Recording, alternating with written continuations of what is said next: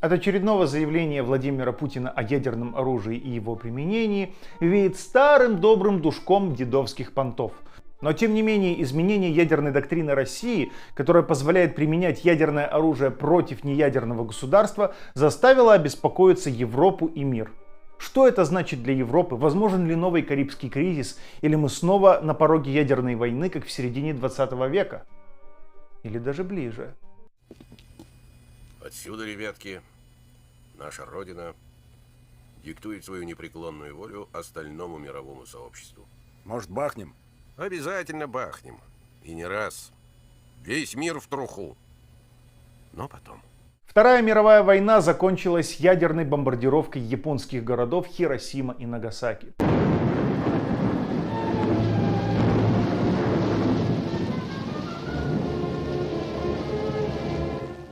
Фотографии взрыва и его последствий всколыхнули мир, и стало четко ясно, что обладатель ядерного оружия – это заведомый победитель в следующей войне. Разработка оружия возмездия велась еще в Третьем Рейхе, но отрезанная от мировой экономики Германии не имела ресурсов на подобные опыты. Нужно было решать насущные вопросы по снабжению армии, воюющей на 4 фронта.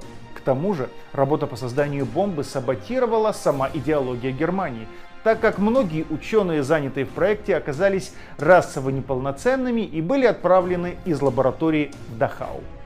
В это же время в США велись ядерные испытания и исследования по расщеплению атома и созданию нового оружия, получившее название «Манхэттенский проект», в котором принимали участие ученые немецкого происхождения Альберт Эйнштейн и Роберт Оппенгеймер.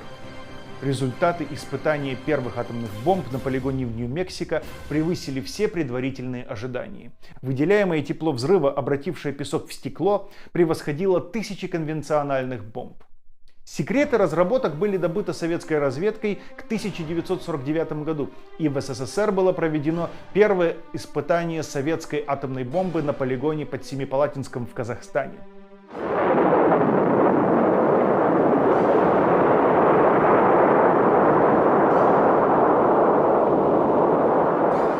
В проекте принимал участие будущий лауреат Нобелевской премии мира, правозащитник и диссидент Андрей Сахаров. К середине 50-х годов испытания проведут Британия и Франция, таким образом сформировав ядерный клуб, держав победительниц во Второй мировой войне. В это же время мировое сообщество охватывает страх Третьей мировой. В массовой культуре впервые появляются образы постапокалипсиса. Вы думаете, люди смогут 100 лет находиться под землей?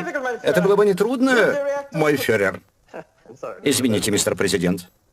Ядерные реакторы могут поставлять почти неограниченное количество энергии. В теплицах можно поддерживать жизнь растений, можно выращивать животных. Подходящих шахт в стране не так много. Но я думаю, жизненное пространство для нескольких сотен тысяч можно было бы легко обеспечить. Возникают движения за прекращение испытаний и запрет ядерного оружия. В 1962 году в ответ на размещение США ракет большой дальности в Турции, СССР принимает решение разместить свои ракеты на социалистической Кубе. Мир оказался на грани реальной катастрофы, вошедшей в историю как Карибский кризис. В тот момент катастрофа миновала. Хрущев и Кеннеди смогли договориться и отвели ракеты с заявленных позиций. Но только через 10 лет, когда всему миру стало очевидно, что применение ядерного оружия гарантирует взаимное уничтожение, был подписан первый договор ОСВ-1 «Ограничение стратегического вооружения» между генсеком ЦК КПСС Леонидом Брежневым и президентом США Ричардом Никсоном. Второй договор ОСВ-2 подпишут 7 лет спустя, в 1979 году. Значение этих договоров означало паритет вооружений и исключение прямого военного столкновения. В советских медиа это называлось «мирное сосуществование двух систем», то есть прямое нарушение теории марксизма-ленинизма. Это сосуществование по-простому означало: мы не грозим мировой революцией вам, а вы не идете с крестовым походом на нас.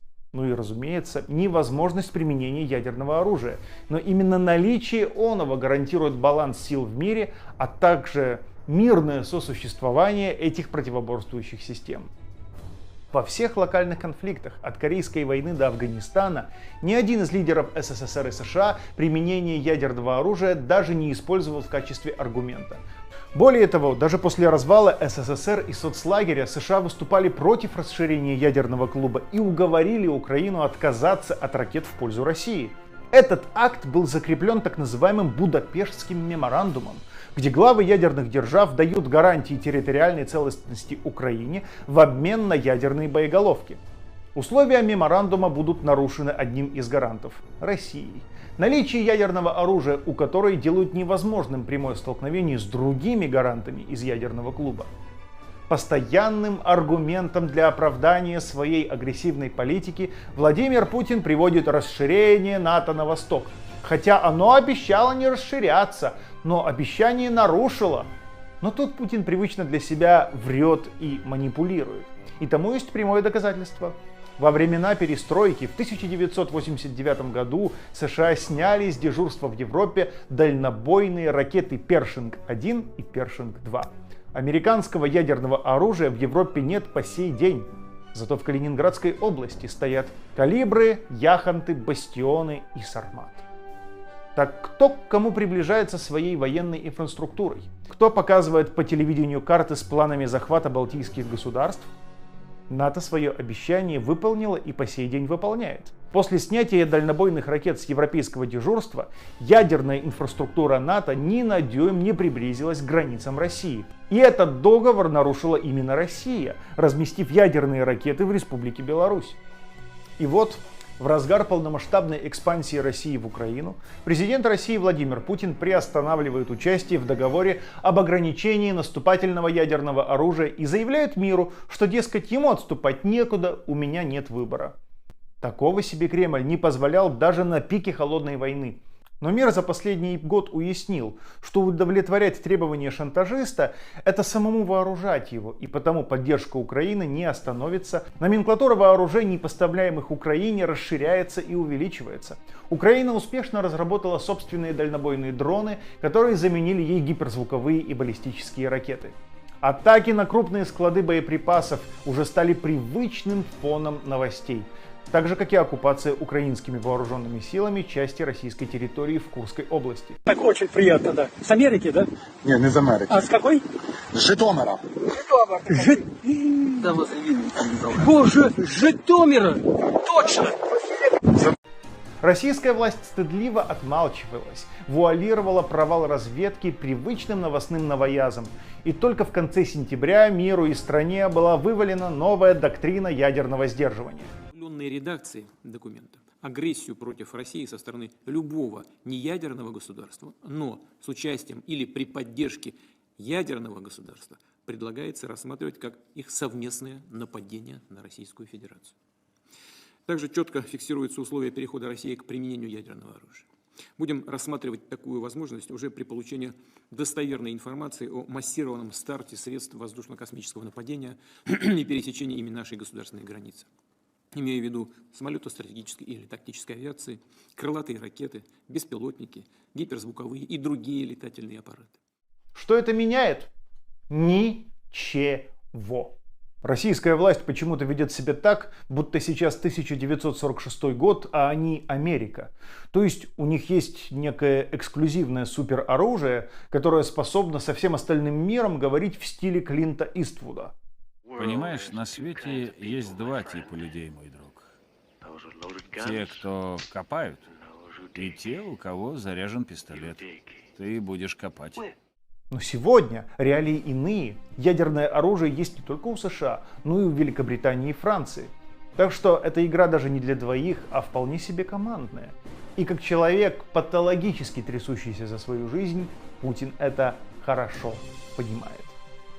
Проверяйте информацию, которую потребляете, и не верьте плохим новостям. До новых встреч! Вы на канале «Было-стало».